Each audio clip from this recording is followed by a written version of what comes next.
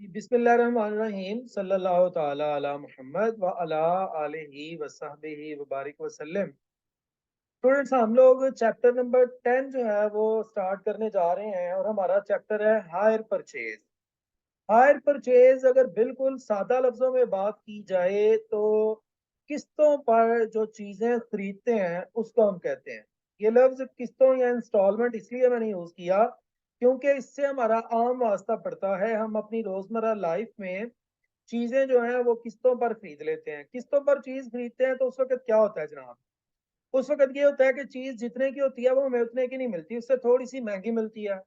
Advance में कुछ पैसे जो है वो हमें चीजें देने वाला लेता है हमसे, और बाकी पैसे जो है वो किस्तों पर ले लेता है। उसके अंदर उसका इंटरेस्ट भी शामिल होता है, या यूं अगर आप इंटरेस्ट लफ्ज नहीं यूज करना चाहते तो यूं कहें कि उसका मार्कअप जो है वो उसमें शामिल होता है चीज का, और वो थोड़ी सी असल कीमत से महंगी आपको मिलती है। आपको ये फायदा हो जाता है कि आपको इकट्ठे पैसे नहीं देने पड़े, और जो दुकानदार है या वो जो चीजें बेचने वाला है उसको ये फायदा हो जाता है कि उसको थोड़ी सी जो ओरिजिनल वैल्यू है उससे वैल्यू बढ़ के मिल जाती है। और अगर उसको भी थोड़ा सा अगर हम क्रिटिकली देखें तो शायद उसको भी बहुत ज्यादा फायदा नहीं होता चीजें बेचने वाले को। हमें तो ये लग रहा होता है कि चीजें जो है वो उसने हमें बेची हैं, चीज 100 रुपए की थी तो वो हमें कह रहा है मैं आपको 110 की दूंगा अगर आपने किस्तों पे लेनी है। तो ये जो 110 है ये 10 रुपए ज्यादा से ज्यादा उसने प्रॉफिट ले लिया है। हालांकि वो असल में चीज लेके आया था 80 की चीज लेके आया था। अगर हम उससे नकद खरीदते तो उसने 100 की देनी थी। अब हमने क्योंकि उससे नकद नहीं खरीदी तो वो हमें दे रहा है 110 रुपए की। तो ये तो उसको 30 रुपए मुनाफा हो गया इस सूरत में।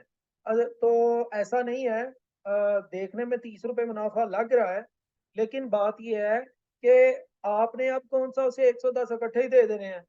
आपने तो उसे तोड़ के देने हैं, आपने तो उससे चार किस्तों के अंदर देने हैं, 25-25 या 27-27 रुपए करके। तो जब आप उसे 4-5 किस्तों में जो है वो जाके पैसे देंगे, आप जनाब 27 रुपए एक किस्त में देंगे, 27 दूसरी में, 27 तीसरी में, 27 जो है या एंड वाली में आप कर लें जी 100 और तकरीबन 28-29 बन जाएंगे। 29 आपने एंड वाली किस्त में देने हैं। तो पहली किस्त आपने देनी है 1 माह बाद, दूसरी देनी है फिर 2 माह बाद, तीसरी 3 माह बाद, चौथी 4 माह बाद। तो उसको पैसे तो 4 माह बाद जो है वो मुकम्मल मिलने हैं। तो 4 माह बाद तो पैसे की वैल्यू कम हो गई होगी। ये बात का आपको बड़ा अच्छे से आइडिया है कि हर रोज पैसे की वैल्यू जो है वो कम हो रही है। अगर आज आपके पास 1,000 रुपया है तो ये 1,000 रुपया कल के 1,000 रुपये के बराबर नहीं होना। आज के 1,000 की वैल्यू ज्यादा है, जब अगला दिन आ जाना है तो इस 1,000 की वैल्यू कम हो जानी है। तो हमें तो देखने में लग रहा है शायद उसने 30 रुपए मुनाफा कमा लिया है कि 80 रुपए उस चीज की कॉस्ट है, और वो हमें दे रहा है 100 तो 10 रुपए में। तो जनाब उसने जो है वो मुनाफा कमा लिया है 30 रुपए। मेरे भाई देखने में तो 30 मुनाफा लग रहा है, लेकिन असल में 30 मुनाफा नहीं है। असल में उसको 4 माह बाद जब पैसे मिले हैं मुकम्मल, तो पैसे की वैल्यू जो है वो कम होने की वजह से उसका जो मुनाफा है वो शायद पहले से कम रह गया हो। तो ये सिर्फ समझ लें एक हेर फेर है वो इसका पैसों का। तो इस हवाले से आप जो है वो जहन नशीन कर लें। मैं अपनी बात को ज्यादा तूल नहीं देता, इसको यहीं पे सम अप करता हूँ कि जो हायर परचेज है इसमें हम ये स्टडी करते हैं कि जनाब जब हम अपनी चीज को सेल करते हैं किस्तों पर तो उसको हम कहते हैं जी ये हायर परचेज है। अच्छा सर, हम इसमें पढ़ेंगे क्या? इसमें हम ये पढ़ेंगे कि जब हायर परचेज पर चीजें बेची या खरीदी जाती हैं तो उसकी क्या रिकॉर्डिंग होती है, और रिकॉर्डिंग करने के लिए हमने जर्नल जो है वो बनाना होता है। तो जनाब हमने जर्नल बनाना सीखना है, और उसकी कुछ जो है वो वर्किंग सीखनी है थोड़ी सी, ताकि हमें पता चल सके कि किस्त किस तरह से तय होती है जब इंस्टॉलमेंट्स पर चीजें जो है वो ली जाती हैं। इसमें दो पार्टीज हुआ करेंगी, एक हुआ करेगी हायर परचेजर और एक होगी हायर वेंडर। हायर परचेजर उस बंदे को कहते हैं जो चीजें किस्तों पर खरीदता है, और हायर वेंडर उस बंदे को कहते हैं जो चीजें किस्तों पर बेचता है। तो हमने यहाँ पर देखना है कि वो हमसे अगर बात कर रहा है तो वो किसके पॉइंट ऑफ व्यू से कर रहा है। जैसा कि अगर आपके सामने इस वक्त क्वेश्चन 1 है आपकी बुक का, सुहेल अफजल और एम आरफ की हम बुक जो है वो एडवांस अकाउंटिंग की फॉलो कर रहे हैं। तो इसमें आप देखें तो इसमें उसने सारी बातें हमसे मांगी हुई हैं। ये देखें, pass journal entries in the books of hire purchaser. हम खुद को हायर परचेजर समझेंगे, हम समझेंगे कि हमने चीजें खरीदी हैं। तो हायर परचेजर अपनी बुक में इसकी क्या रिकॉर्डिंग करेगा, ये हमारा जो है वो क्वेश्चन है। तो जनाब क्वेश्चन को जरा स्टार्ट करते हैं। आज मैं सिर्फ आपको इसका ब्रेकअप जो है वो पहले लेक्चर में सिखाऊंगा। सर ब्रेकअप किसको कहते हैं? वो वाली कैलकुलेशन जो हमारी जर्नल एंट्रीज पास करते हुए जो है वो यूज होनी है। उस जर्नल एंट्रीज के अंदर जो हमें कैलकुलेशन चाहिए, जो इंफॉर्मेशन चाहिए, वो सारी की सारी इंफॉर्मेशन हम एक अलग से टेबल में जो है वो कैलकुलेट करते हैं। उस टेबल को हम कहते हैं हायर परचेजर। जनाब इस वक्त मेरी गली में जो है वो आइसक्रीम सेल करने वाला है, तो उसकी अगर आपको बैकग्राउंड पे म्यूजिक सुनाई दे तो उसको एंजॉय करते हुए आप जो है वो ये लेक्चर को सुनेंगे। मेरे यूट्यूब के जो व्यूअर्स हैं वो भी। ले जनाब, हम जो है वो सीखने जा रहे हैं हायर वो ब्रेकअप टेबल। सर ये ब्रेकअप टेबल क्या है मैं भाई बता चुका हूँ। ब्रेकअप टेबल एक ऐसा टेबल होगा जो हमें कैलकुलेशन करने में मदद फ्राहम करेगा। तो वो वाली कैलकुलेशन जो हमारे क्वेश्चन के अंदर यूज होनी है ड्यूरिंग जर्नल एंट्रीज। इस ब्रेकअप टेबल में जनाब हमने सबसे पहला जो टेबल बना वो कॉलम बनाना है। वो सबसे पहला कॉलम होगा डिस्क्रिप्शन का, डिटेल का, या आप उसको पार्टिकुलर्स का भी कह सकते हैं। दूसरा कॉलम इसमें बनेगा कैश प्राइस का। फिर जनाब इसके अंदर जो तीसरा कॉलम हमारा बनेगा वो बनेगा इंस्टॉलमेंट्स का। तीसरा कॉलम जो है वो हमारा इंस्टॉलमेंट का बनेगा।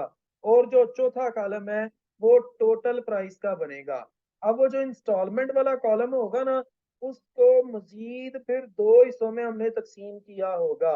एक के अंदर हम लिखेंगे जो इंस्टॉलमेंट है, क्योंकि इंस्टॉलमेंट के अंदर सूद भी शामिल हुआ करेगा, और इंस्टॉलमेंट के अंदर जो है वो इंटरेस्ट की अमाउंट भी शामिल उसमें वो सॉरी ओरिजिनल अमाउंट जो कैश की प्राइस है वो भी शामिल होगी। तो इसलिए फिर हमने इंस्टॉलमेंट को दो हिस्सों पर तकसीम किया है इंस्टॉलमेंट वाले टेबल को। तो ये जनाब हमारा इसका टेबल का फॉर्मेट होगा। मैं लिख भी देता हूँ आपके सामने। पहला जो है वो डिस्क्रिप्शन, डिटेल, पार्टिकुलर्स, कुछ भी आप कह लें। फिर उसके बाद कैश प्राइस। फिर उसके बाद जनाब इंस्टॉलमेंट। और इंस्टॉलमेंट में मैंने आपको बोला है फर्दर दो हिस्से हैं। एक है इंटरेस्ट का कॉलम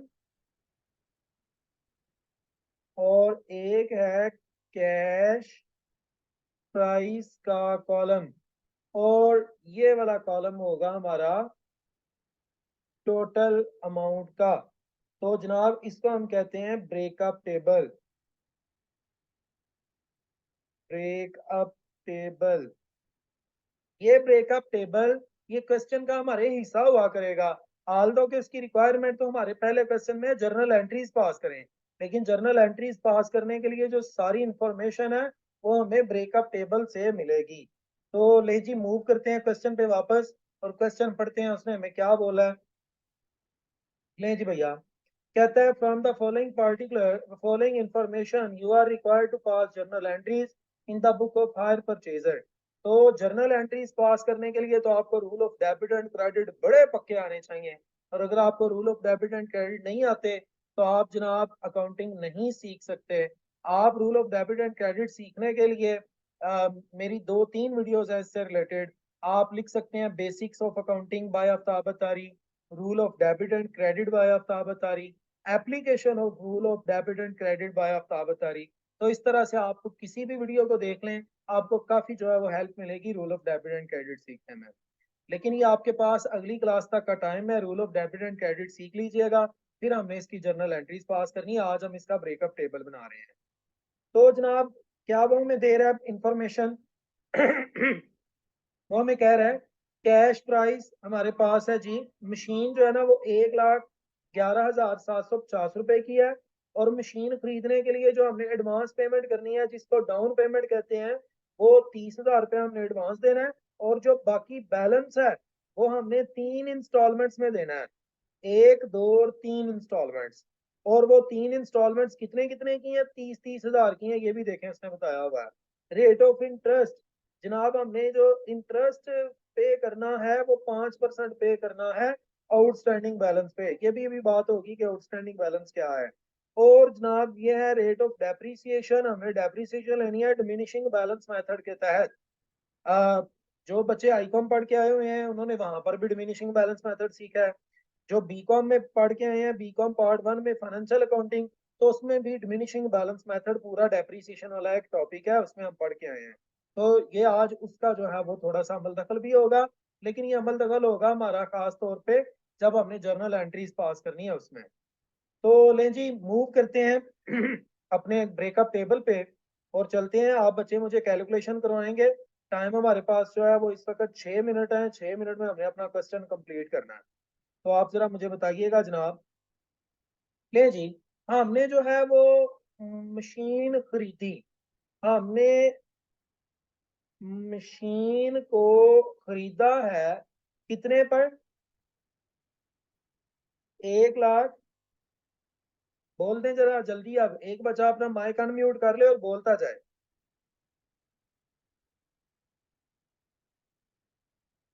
आप लोगों की सुस्ती जो है वो पूरे पाकिस्तान में फिर देखी जानी है कि सर के साथ जो बच्चे पढ़ रहे थे वो इंतहाई सुस्त थे। सर जो है वो अमाउंट पूछते थे तो बच्चे अमाउंट नहीं थे बताते। जी मेरा बेटा, मशीन।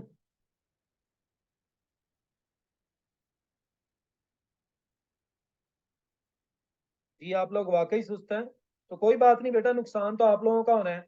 आप लोग अमाउंट नहीं बोलेंगे, क्वेश्चन कंप्लीट नहीं होगा, तो इंशाल्लाह ताला मैं ये क्वेश्चन आपको दोबारा कभी करवाऊंगा भी नहीं। 1,11,750 रुपये मशीन की जो है वो वैल्यू है। 1,11,750 ये हमने मशीन खरीदी है। मशीन खरीदते ही हमने फौरन से डाउन पेमेंट जो है वो दे दी है, तो डाउन पेमेंट को यहाँ से लेस कर दिया जाएगा। लेस डाउन पेमेंट, वो जो एडवांस में पैसे दिए मशीन खरीदने के लिए, less down payment. Down payment उसने बताई थी कि 30,000 रुपया हमने पे की है। तो 30,000 रुपया पे करने के बाद हमारे पास जो आउटस्टैंडिंग बैलेंस है वो कितना है, आउटस्टैंडिंग बैलेंस। आउटस्टैंडिंग बैलेंस कहते हैं वो रकम जो आपने बकाया अब देनी है, जो आपकी जिम्मेदारी है आपने पे करनी है। तो 30,000 माइनस कर दें 1,11,000 में से, तो ये आ जाएगा 81,750। 81,750 ये हमारा अब आउटस्टैंडिंग बैलेंस है। तय ये हुआ था कि हम टोटल जो इंस्टॉलमेंट पे करेंगे वो 30,000 रुपया होगी। तो जनाब जब हमने पहली इंस्टॉलमेंट दी तो लिखेंगे लेस फर्स्ट इंस्टॉलमेंट। स्पेलिंग आप लोग कंप्लीट लिखेंगे, कहीं पे गलती हुई तो। जनाब जो पहली इंस्टॉलमेंट है वो 30,000 रुपये की है टोटल। यहाँ हमने लिख दिया 30,000, लेकिन इस 30,000 की इंस्टॉलमेंट के अंदर सूद की रकम भी है और कैश भी है, जो कैश प्राइस है। तो अब वो कैसे हम फाइंड करेंगे, उसके लिए हमने क्या करना है, आउटस्टैंडिंग बैलेंस के ऊपर इंटरेस्ट कैलकुलेट करना है। 81,750, इसके ऊपर कितने परसेंट इंटरेस्ट उसने सवाल में बताया था,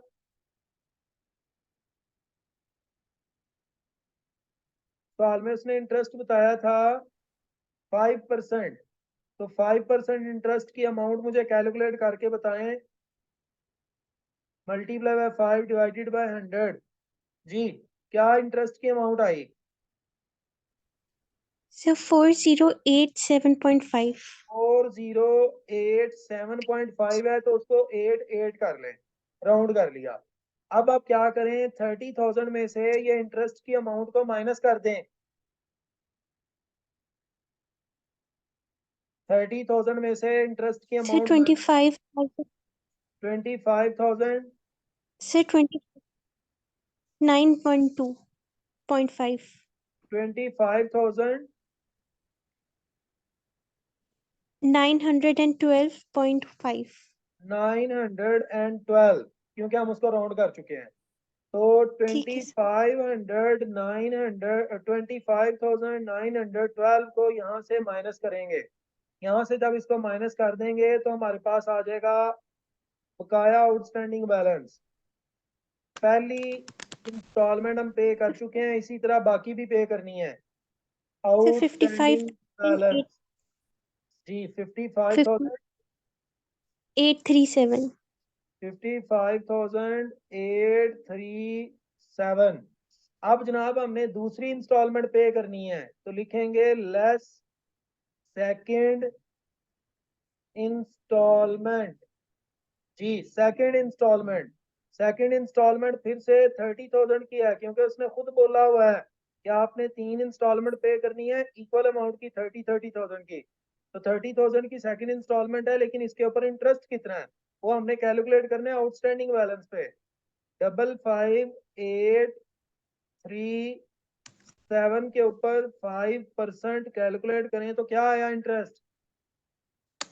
सर 279 1.85 1.85 1.8 है तो उसको 2 कर लें, 2792।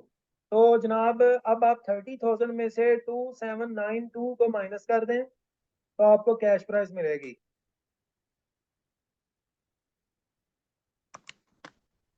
सर 27,208 27,208 30,000 की इंस्टॉलमेंट के अंदर 30,000 की किस्त के अंदर हमारा 2792 रुपए सूद है। तो बाकी रकम जो है वो मशीन की है, तो वो वाली यहाँ से भी माइनस करेंगे। 27,208। इस वक्त मेरा जो टाइम है वो बिल्कुल खत्म हो रहा है, लास्ट मिनट चल रहा है।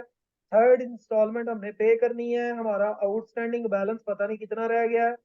Outstanding sir balance 28,629 28,629। अब जो हमें इंस्टॉलमेंट पे करनी है तीसरी वो 30,000 है। तो क्योंकि 30,000 इंस्टॉलमेंट ज्यादा है और जो बाकी पैसे हैं वो सिर्फ 28,000 हैं, तो जो 28,629 में और 30,000 में फर्क होगा वो इंटरेस्ट होगा। अब आपने आखिरी साल में कभी भी इंटरेस्ट की रकम को कैलकुलेट नहीं करना, आपने किस्त को और जो आउटस्टैंडिंग बैलेंस होगा उसको आपस में माइनस कर लेना है, तो आपको पता चल जाएगा कि जनाब हमारा जो इंटरेस्ट है वो कितना है। टाइम तकरीबन खत्म हुआ सर जाता 1371 आ रहा आंसर है। 1371 1371